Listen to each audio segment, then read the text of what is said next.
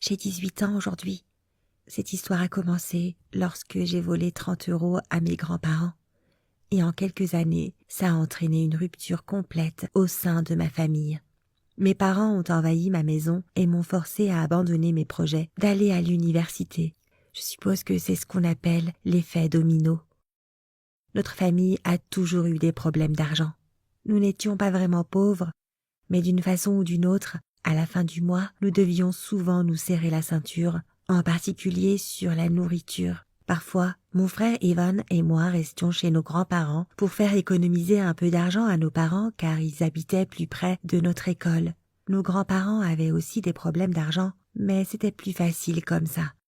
J'avais 14 ans et Evan 12 quand nous avons trouvé quelque chose de bizarre dans la maison de nos grands-parents. Ils étaient sortis et nous cherchions du papier pour nos devoirs d'école. Alors nous avons regardé dans une de leurs armoires. Nous y avons trouvé une grosse enveloppe. Au début, nous voulions simplement la remettre en place, mais Evan a remarqué qu'elle était pleine d'argent. Nous n'avons pas pu résister et nous avons regardé à l'intérieur. On n'en croyait pas nos yeux. Cette enveloppe contenait certainement des milliers d'euros. Evan et moi nous sommes regardés et l'avons vite remise en place. Quelques semaines ont passé et nous étions de nouveau chez nos grands-parents. Nous voulions aller voir un film récemment sorti au cinéma, mais nous n'avions pas d'argent. Alors, nous nous sommes souvenus de l'enveloppe. Nous avons décidé d'en prendre un peu.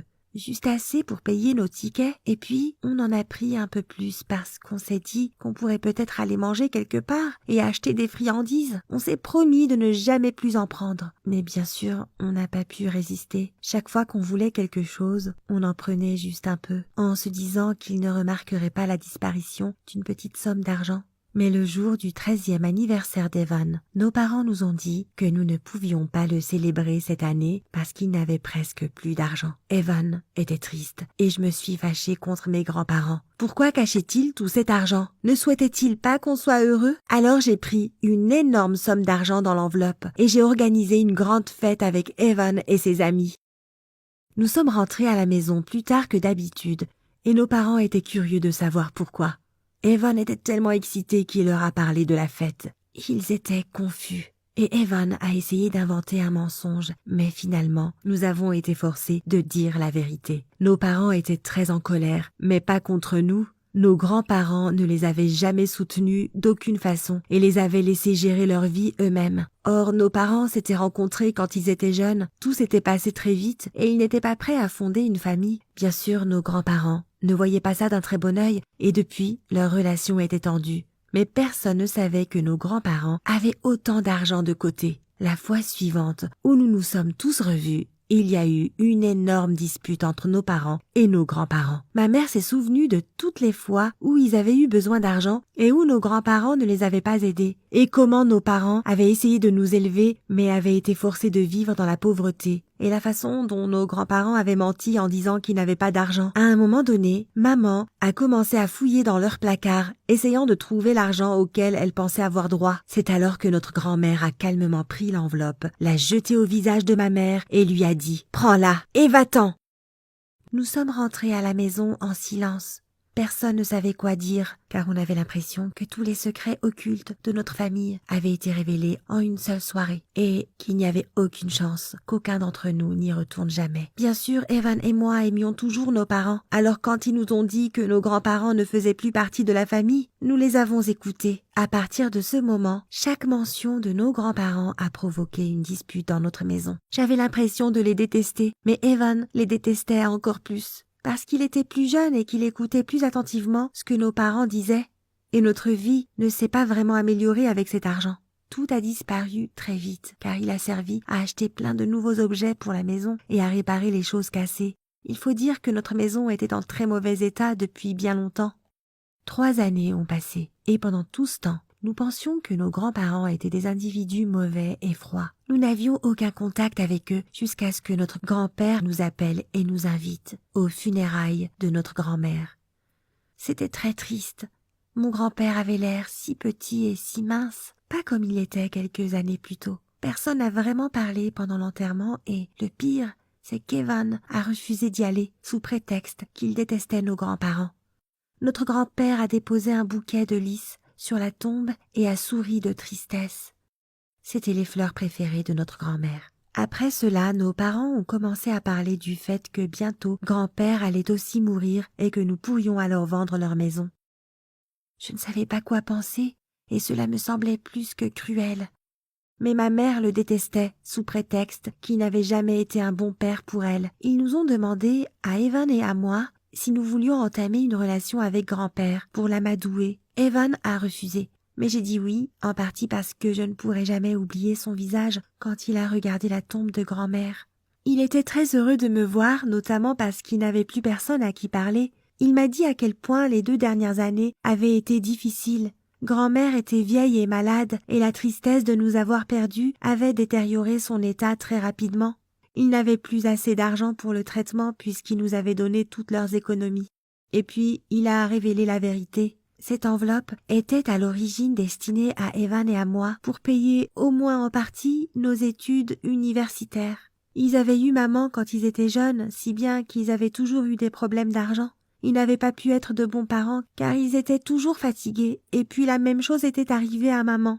Elle s'était enfuie avec papa et avait coupé tous les liens avec eux. Peu de temps après, elle était tombée enceinte et avait été forcée de revenir et de reprendre contact avec nos grands-parents. Ils voulaient que nous ayons une vie différente et comme nos parents étaient encore jeunes et ne pensaient qu'à s'amuser, nos grands-parents ne pouvaient pas se contenter de leur donner de l'argent. Ils auraient tout gaspillé trop vite. Je ne savais pas quoi penser. Pendant des années, j'avais détesté mes grands-parents, mais maintenant, je voyais tout ça d'un œil nouveau. Mes parents n'ont rien voulu entendre, prétendant que ce n'était que des mensonges. Evan s'est rangé du côté de mes parents, même si j'ai vainement essayé de lui montrer qu'il avait tort. J'ai passé beaucoup de temps avec mon grand-père, à l'aider avec les tâches ménagères, à regarder des films avec lui et à lui parler. J'ai complètement oublié ma mission de l'amadouer, mais je l'ai fait, bien que non intentionnellement.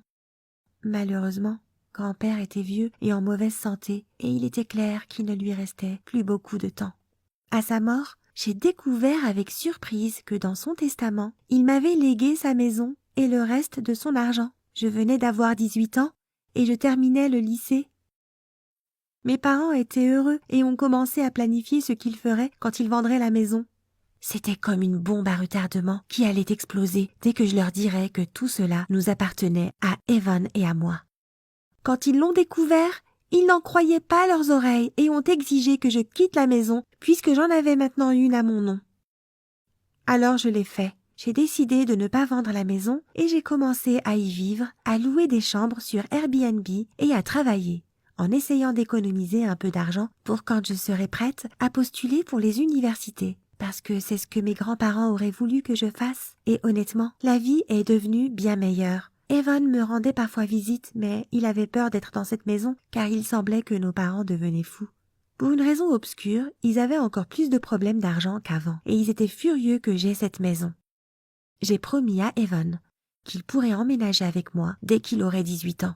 Mes parents me suppliaient sans cesse de vendre la maison, ou au moins de partager avec eux un peu des recettes d'Airbnb. Mais j'en avais besoin pour vivre. Alors un jour, ils ont emménagé avec moi. Ils ne m'ont pas prévenu, ils se sont juste pointés avec leurs bagages et ont crié « Surprise !» Je ne pouvais pas leur dire non. Ils étaient en train de vendre leur propre maison, et comme ils ont pris la plupart des chambres, je ne pouvais plus les louer. J'étais presque sûre qu'ils le faisaient exprès, soit pour me forcer à vendre la maison, soit pour pouvoir vendre la leur. Ils ont rapidement enlevé toutes les photos de mes grands-parents et en ont fait leur propre maison sans rien me demander.